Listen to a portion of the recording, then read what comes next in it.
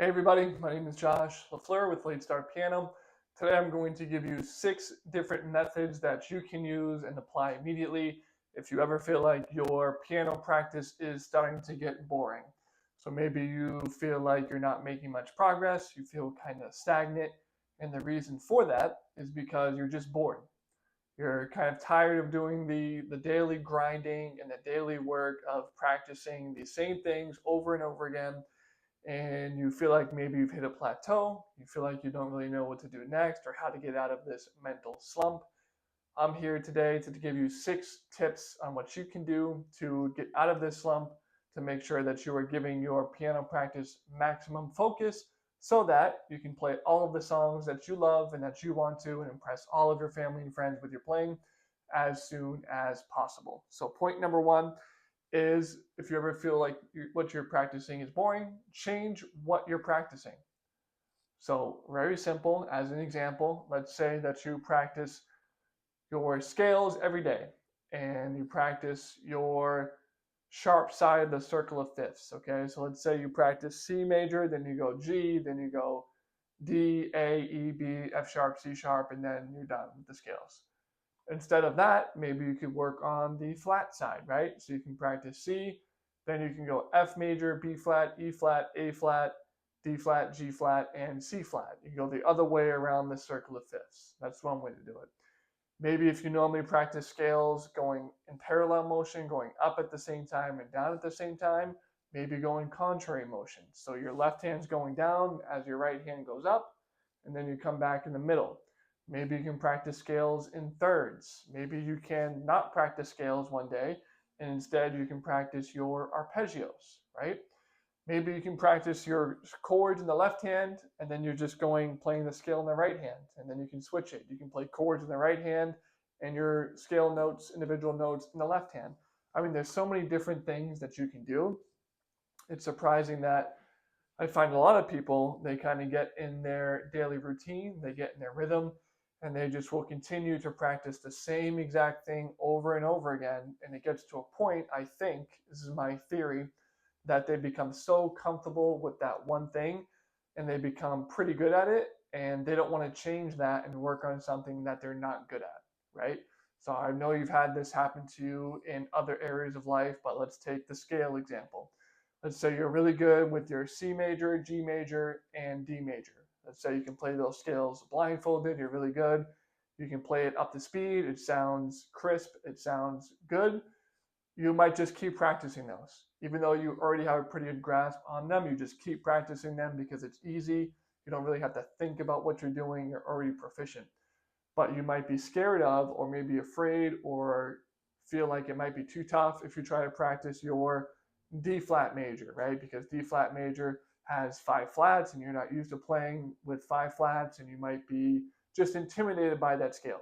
So instead of working on that scale, which is what you should be doing because you're not good at it, you instead just keep practicing the same things that you're good at over and over and over again, right? It's the same thing with playing songs.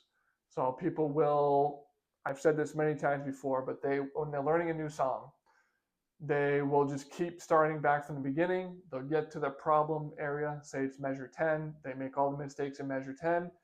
And once they make that mistake, they go all the way back to the beginning of the piece and they play the beginning again. Then they get to measure 10. They make the same exact mistake and they just keep going. They keep practicing what they're already good at, measures 1 through 9. Then they get to measure 10, they make the mistake, and they go back to measure 1. So they're never really improving on measure 10 because they're not practicing. They just keep practicing what they're already good at, and they're wasting a lot of time when they do that. This is what happens to a lot of people. So all of that was just point number one. Changing what you are practicing can help you combat that boredom and also help you elevate your skills all at the same time. Might be intimidating at first, but trust me, this will help you in the long run. Point number two, what to do when you get bored at the piano. Point number two is you can change the time that you're practicing. So this one I mean literally, this one I mean straightforward, but you can change the time, the physical time that you're practicing. So for example, if you normally practice in the mornings before work, let's say you practice in the morning and you don't really practice at night, change it up. Maybe instead of Practicing in the morning, practice at night when you get home from work or when you get home from the gym or whatever. Or maybe you have a day off from work and you have a little bit of time during the day. Maybe you can practice in the mid-afternoon. Maybe you can break it up, do half of it. If you normally practice for an hour, let's say, you can practice for 30 minutes in the morning, 30 minutes at night. Just changing up the physical time that you're practicing can do a lot. Because again, once you get in this habit, you get in this rut of doing the same thing over and over again. It's very easy for your brain to become, for it to not to be stimulated. And the metaphor I will use in this case is like driving to work. So say you've been at your company for a year or 2 or 6 months, and you go there and you go back home every single day. So you're driving there to and from twice a day, and you take the same exact route every single time. It becomes very mundane, it becomes very boring. You probably drive there on autopilot. You don't have to even think about it. You might be thinking about a bunch of other things because you've done it so many times. You know exactly where to go, when to turn, what lane you need to be in, all of that kind of stuff, right? Same thing. And what happens, I'm saying all that because what happens is your brain becomes disconnected. You're not focusing on the driving. Same thing with the piano practice. If you're practicing the same exact thing like we talked about in point number 1 or in point number 2, you practice at the same time every single day, it's extremely easy for your brain just to go on autopilot and for you to not to be focused on what you're doing. And we want to avoid that because we want to make sure that we are making sure that our brain is also a part of the learning process, right? Because playing the piano is 2 parts. It's physical, but it's also mental. So you have to be able to physically move around and physically play the things that you want to play, but you also have to have some mental aptitude as well. You have to have, some kind of music theory. You have to kind of know where you're going next, what the plan is, what finger you're going to use. All of those things are more mental, right? So we need both of those pieces together. Changing what time you practice can help you get you out of that rut, get you out of that boring, mundane practice routine that you're normally in so that you can become more focused on what you're doing. Point number 3 is what to do when you're bored practicing the piano is you can change the order of what you do. So for example, I think most people watching this, they probably do some kind of warm up, then they go into some kind of technique work, and then maybe they work on pieces, right, on songs. And that's the way I do it for the most of the time too. I do 5 minutes of a warm up, then I do maybe 20 to 25 minutes of technique, right? So maybe it's arpeggios, maybe it's some kind of variation of a scale, maybe it's hand-in exercises, maybe it's just working on different chord inversions, right? Maybe I'm working on 7th chords and 2nd inversion that day or whatever it is. Instead of doing it in that order, warm up, technique, songs, you can switch it up. So jump right into the songs. Jump right into the songs. Don't even do a warm up every single time. You don't have to. Or maybe you can do a warm up for a minute, then jump right into the songs, and then do the technique at the end of your practice session, right? Or maybe if you do multiple things for your technique, so maybe you do scales and you do hand-in and you do arpeggios in that order at the very beginning. Instead of scales, arpeggios, hand-in, you can do hand-in, scales, arpeggios, right? Just changing up the order of the things that you're doing. Again, it's going to help you reactivate your brain. It's going to help you stay focused on whatever it is that you're working on because you're doing something different. So your brain gets reactivated and it's forced to get out of that mental slump because you're doing something different. You're stimulating your brain when you change up the order. It sounds very simple, but it is very effective, especially if you're combining it with these other pieces, right?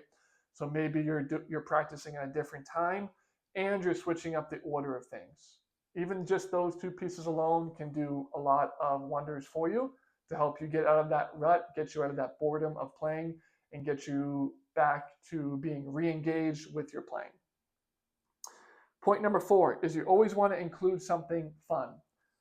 So you might be doing all of these things, right? But if you're doing stuff that is a lot of mental work, that might get boring quickly, right? So you should be working on pieces every single day. You should be working on your technique every single day. But I would also suggest every single day you do something fun at the end of your practice routine. So I usually do the last 5 minutes at the end of my practice routine.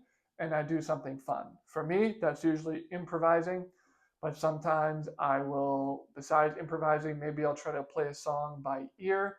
Maybe I will take an easy song that I already know and I'll just try to transpose some of it, right? So maybe I'll take Yesterday by the Beatles because I already know that song. It's in F major. Maybe I'll try to transpose it to B flat, or maybe I'll try to put it into G major, something different. I like doing that. It's enjoyable for me. It's fun. It's stimulating my brain, right? Because you have to think about what notes you're hitting. And I might do that at the end of the practice session. Not even necessarily the full song, but just maybe the first 3 or 4 bars or something like that. Or maybe I'll take a song I already know and I'll try to improvise. I'll try to ad lib at certain points in that song just to see how it sounds, just to see how it comes out. Whatever is fun for you, I would try to always get that in at the last 5 minutes of your practice session so that you can feel like not only did you do a lot of work, but you also ended on a good note.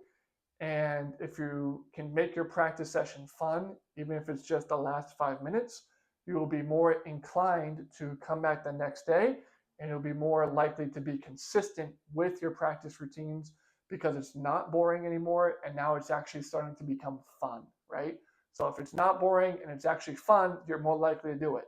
But if something is boring and you don't enjoy it, then you're probably not going to do it, right? Very simple to understand, but it's actually implementing these things that people can struggle with. Point number 5 is you can always set goals and challenges as well. So some people I find, especially if they don't have a teacher, they are kind of lost at sea. They don't really know what to do. They don't know where to go. They don't know what they should be working on. They don't know when to move on to a new piece because they don't have somebody guiding them. They don't have somebody kind of holding them accountable and showing them the way that things should be done. So what happens is they don't have a goal. They don't have a goal that they're trying to reach. So they'll just kind of be going through the motions, right? They might be working on their technique. They might be trying to learn a song, but they don't have a specific goal. It's not like they have a goal of, I'm going to be able to play this song at this tempo, and I'm going to be able to get to this measure, and I'm going to be able to play it in front of somebody by the end of the week, right? That's a pretty specific goal. That's a much better goal than just saying, I'm going to try to learn this song. You don't have a timeline. You don't have a specific measurable action that can be done. So people don't have a goal and they lose sight of what to do. They get bored because there's no goal, right? When you don't have a goal, you don't have some kind of ambition, some kind of desire to get something done, things can become boring. And then if things are boring, again, you stop doing it and then you stop being consistent. So this boring thing I'm talking about today also ties in with your consistency. I think that they can go hand in hand. So just something else to think about as well. And number 6, I already talked about a little bit, but if you're getting bored during your practice session, you can always revisit pieces that you already know. You can kind of improvise over them at certain parts of it. Or maybe you can, again, put it in a different key. Or maybe you can just work on your dynamics and tempo, right? So maybe your dynamics and your tempo are kind of lacking with a piece that you already know, that you can already play physically. But you want to kind of hammer down on the smaller things that you can work on as well. Again, just to change up what you're doing. You don't have to always be learning something new every single time you sit down at the piano. It's perfectly fine, actually. And what you should be doing is going back and revisiting things that you already know so that you can keep them fresh and so that you can improve on them as well. Because no piece that you play is ever going to be perfect. Things can always be improved. So just to recap here, again, if you're ever feeling bored, you're feeling like you're in that mental rut of practicing every single day, first thing you can do is change what you're practicing. So scales, arpeggios, the piece that you're working on, things like that. You can change physically what time you're practicing. You can change the order of things that you're practicing. Number 4, you can always do something fun the last 5 minutes, whatever is fun to you, improvising, ear training, transposing, whatever. Point number 5 is you can set your goals. So set a clear, defined goal, something that you can work towards, something that will give you motivation to combat against that boredom. And last point, number 6, you can always revisit old pieces that you already know, improvise over them, add things, take things away. You can put it in a different key. You can focus on dynamics and tempo. All of those things will be very helpful for you in combating boredom and making sure that your brain stays stimulated on the things that you are practicing and making sure as well at the same time that you're having fun so that you're consistent. With all of that said, I do have a completely free guide on my website. Link to that is down below. It's going to give you more mindset techniques to help you stay consistent. It's going to help you with your music theory.